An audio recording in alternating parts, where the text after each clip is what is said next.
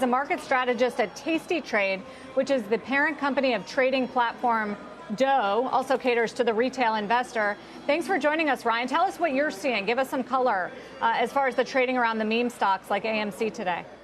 Absolutely. Well, thanks for having me. And I think, first of all, it's really important to separate the narrative from the facts. I think there's a lot of interesting David versus Goliath, Wall Street bets versus Wall Street stories out there. But when you look at the data, yesterday, over 710 million shares traded in AMC. That's about $40 billion in notional value.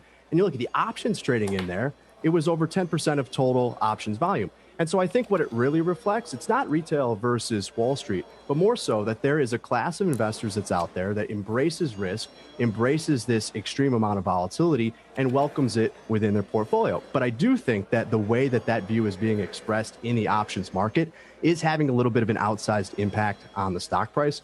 What I mean by that is that the signs were there. When you saw AMC go to 20, and you're seeing this in other meme stocks as well, you're seeing large amounts of open interest and volume start to build at strikes out of the money in very short dated options. And that has an impact in terms of how dealers have to hedge the overall options trading flow.